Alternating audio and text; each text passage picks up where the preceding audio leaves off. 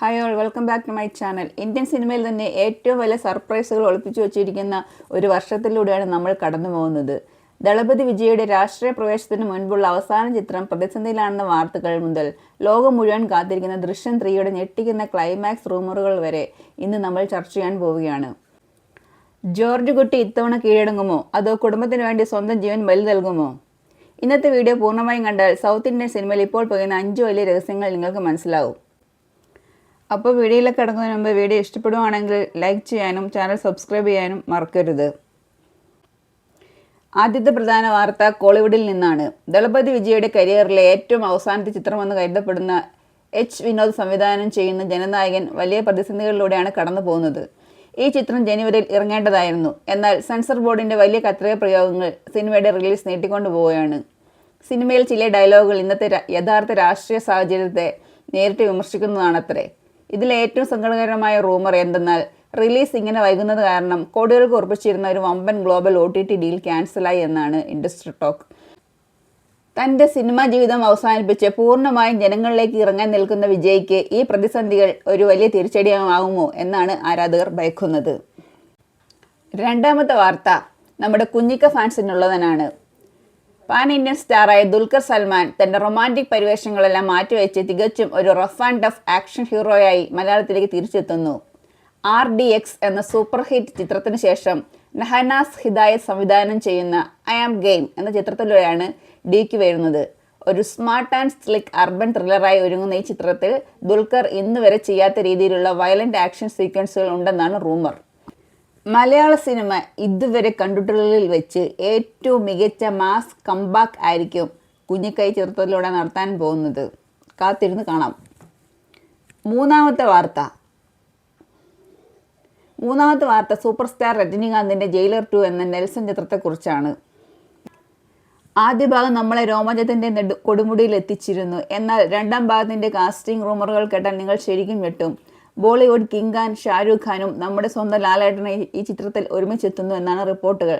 പോരാത്തതിന് ആദ്യ ഭാഗത്തിൽ മരിച്ചുപോയെന്ന് നമ്മൾ കരുതിയ വിനായകൻ്റെ വർണ്ണൻ എന്ന കഥാപാത്രം തിരികെ വരുന്നുണ്ടെന്നും സംവിധായകൻ സൂചന നൽകിയിട്ടുണ്ട്. ഷാരൂഖ് ഖാനും രജനീകാന്തും മോഹൻലാലും ഒരേ സ്ക്രീനിൽ വന്നാൽ തിയേറ്ററുകൾ അക്ഷരാർത്ഥത്തിൽ പൂരപ്പറമ്പാകും. നാലാമത്തെ വാർത്ത മലയാളത്തിൻ്റെ ചരിത്രം തിരുത്തി കുറിക്കാൻ പോകുന്ന ഒന്നാണ്.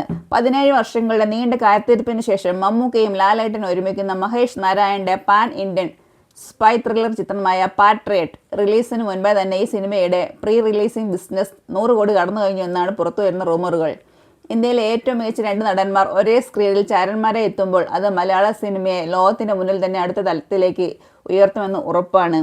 ഈ ചിത്രത്തിൽ വലിയൊരു താരനിര തന്നെ അണിനിരക്കുന്നു. കുഞ്ചാക്കോ ബോബൻ, നയൻതാര, രേവതി, ഫഹദ് ഫാദിൽ തുടങ്ങിയവർ. അഞ്ചാമത്തത് ദൃശ്യം 3യുടെ ക്ലൈമാക്സ് ഷൂട്ടിങ്ങിനെ കുറിച്ച്.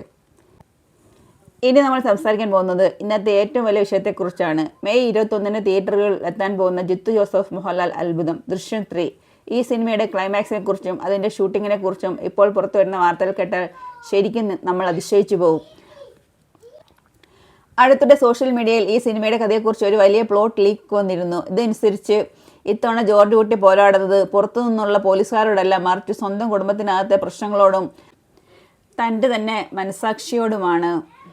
കഴിഞ്ഞ 13 വർഷമായി ആരും അറിയാതെ നെഞ്ചിലൊളിപ്പിച്ച ആ വലിയ രഹസ്യം ഇപ്പോൾ ജോർജ് കുട്ടിയുടെയും കുടുംബത്തിൻ്റെയും സ്വസ്ഥത കെടുത്തുകയാണ്. വരുണിനെ കൊന്നു എന്ന കുറ്റബോധം അവരുടെ ഉള്ളിൽ നിന്ന് കാർന്നു തിന്നുന്നു.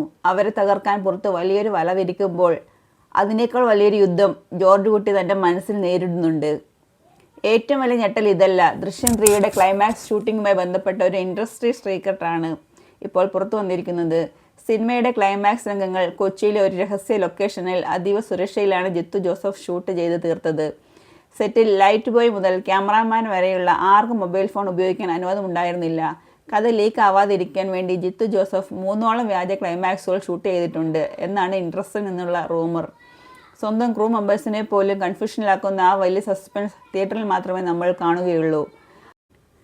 ബോളിവുഡിൽ അജയ് ദേവ്ഗണിനെ വെച്ച് ദൃശ്യം 3 ഹിന്ദി ഒരുമിച്ച് ഷൂട്ട് ചെയ്യാൻ അവർ പ്ലാൻ ചെയ്തിരുന്നു. എന്നാൽ മലയാളം വേർഷൻ്റെ ക്ലൈമാക്സ് ലീക്കാവുമെന്ന് ഭയന്ന് ജിത്തു ജോസഫ് നിയമപരമായി തന്നെ ആ ഹിന്ദി ഷൂട്ടിംഗ് തടഞ്ഞു വെച്ചു എന്നാണ് വാർത്തകൾ. IG ഗീത പ്രഭാകറായി എത്തുന്ന ആശ ശരത് കഴിഞ്ഞ ദിവസം പറഞ്ഞത് ക്ലൈമാക്സ് കണ്ട് പ്രേക്ഷകർ സീറ്റിൽ നിന്ന് എഴുന്നേൽക്കില്ല, എല്ലാവരും സ്തംഭിച്ചു പോവും എന്നാണ്. ഒരുപക്ഷെ തൻ്റെ കുടുംബത്തിന് ഇനിയൊരു ഭയമില്ലാതെ ജീവിക്കാൻ ജോർജ് കുട്ടി ഒടുവിൽ കുറ്റം ഏറ്റുപറഞ്ഞ് കീഴടങ്ങുമോ, അതോ സ്വന്തം ജീവൻ ബലി നൽകി ആ രഹസ്യം എന്നേക്കുമായി കുഴിച്ചുമൂടുമോ? ആ വലിയ ഉത്തരം നമ്മൾ മെയ് 21 തിയേറ്ററിൽ അറിയും. അപ്പോൾ സുഹൃത്തുക്കളെ, ഇതൊക്കെയാണ് ഇന്ന് സൗത്ത് ഇന്ത്യൻ സിനിമയിൽ കത്തി നിൽക്കുന്ന ഏറ്റവും വലിയ 5 റൂമറുകൾ. ഇതിൽ ജോർജ് കുട്ടിയുടെ അവസാനത്തെ മാസ്റ്റർ പ്ലാൻ എന്തായിരിക്കുമെന്ന് നിങ്ങൾക്ക് തോന്നുന്നത്? നിങ്ങളുടെ തിയറികൾ എന്താണെന്ന് താഴെ കമൻറ്റ് ബോക്സിൽ അറിയിക്കുക. ഞാൻ ഓരോ കമൻറ്റും വായിക്കുന്നതായിരിക്കും. ഈ വീഡിയോ നിങ്ങൾക്ക് ഇഷ്ടപ്പെട്ടാൽ തീർച്ചയായും ലൈക്ക് ചെയ്യാനും കൂടുതൽ സിനിമാ വിശേഷങ്ങൾക്കായി നമ്മുടെ ചാനൽ സബ്സ്ക്രൈബ് ചെയ്യാനും മറക്കരുത്. മറ്റൊരു കിടിലൻ വാർത്തയുമായി വീണ്ടും കാണാം. അതുവരെ ബൈ. അതുകൊണ്ട് തന്നെ എനിക്കതൊരു ഫാമിലി ഡ്രാമയാണ്.